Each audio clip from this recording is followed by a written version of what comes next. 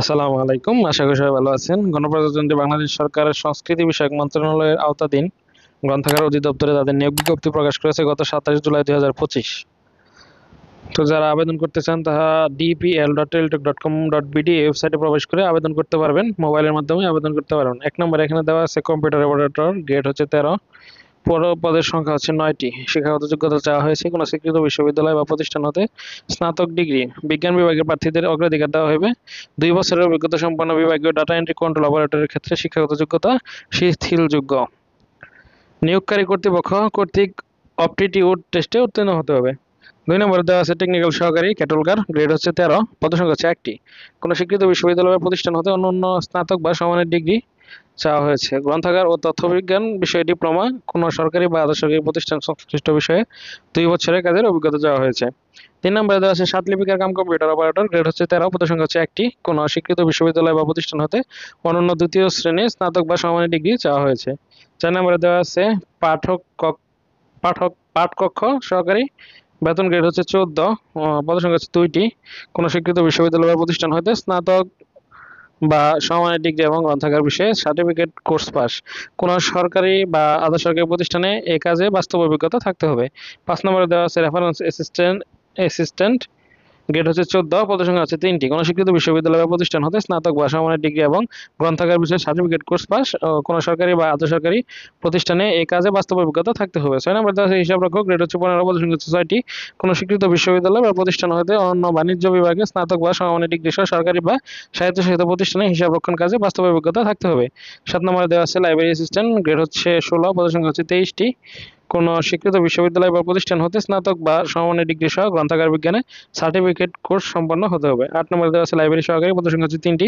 কোনো স্বীকৃত বিশ্ববিদ্যালয় বা প্রতিষ্ঠান হতে স্নাতক বা সমমানের ডিগ্রি সহ গ্রন্থাগার বিজ্ঞানে সার্টিফিকেট কোর্স সম্পন্ন হতে হবে। 9 নম্বর দেওয়া আছে ডাটা এন্ট্রি অপারেটর, পদসংখ্যা হচ্ছে 23টি, গ্রেড হচ্ছে 16। কোনো স্বীকৃত বিশ্ববিদ্যালয় হতে স্নাতক বা সমমানের ডিগ্রি চাওয়া হয়েছে। কোনো স্বীকৃত প্রতিষ্ঠান হতে কম্পিউটার বিষয়ে ডিপ্লোমা সার্টিফিকেট সম্পন্ন হতে হবে এবং কম্পিউটার অপারেটিং এ অ্যাপটিটিউড টেস্টে উত্তীর্ণ হতে হবে। 10 নম্বরে দেওয়া আছে অ্যাকাউন্টস অ্যাসিস্ট্যান্ট, পদসংখ্যা হচ্ছে 1টি। কোনো স্বীকৃত বিশ্ববিদ্যালয় বা প্রতিষ্ঠান হতে বাণিজ্য বিভাগে স্নাতক বা সমমানের ডিগ্রি।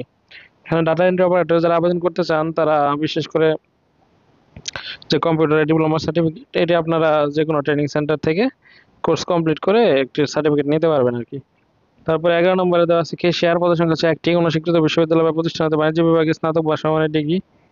12 নম্বরে দেওয়া আছে সরকারি কাম কম্পিউটার মুদ্রাক্ষরিক, গ্রেড হচ্ছে 16, পদসংখ্যা হচ্ছে 4টি। কোনো শিক্ষিত বিশ্ববিদ্যালয় বা প্রতিষ্ঠান হতে স্নাতক বা সমমানের ডিগ্রি চাওয়া হয়েছে। টাইপিং এর প্রতি মিনিটে বাংলায় 20 এবং ইংরেজিতে 20 শব্দের গতি সম্পন্ন হতে হবে। কম্পিউটার অপারেটিং অ্যাপটিটিউড টেস্টে উত্তীর্ণ হতে হবে। 13 নম্বরে দেওয়া আছে ড্রাইভার, পদসংখ্যা হচ্ছে 1টি। কোনো স্বীকৃত বোর্ড হতে এসএসসি বা সমানের পরীক্ষায় উত্তীর্ণ হতে হবে এবং বৈধ ড্রাইভিং লাইসেন্স থাকতে হবে। 1 বছরের বাস্তব অভিজ্ঞতা থাকতে হবে। ভারী ও হালকা মোটরযান লাইসেন্স প্রাপ্ত, আচ্ছা ভারী হালকা একটা হলেই হবে। ডেসপার রাইডার, পদসংখ্যা হচ্ছে 1টি, গ্রেড হচ্ছে 18। কোনো শিক্ষিত বোর্ড হতে এসএসসি বা সমানের পরীক্ষা উত্তীর্ণ।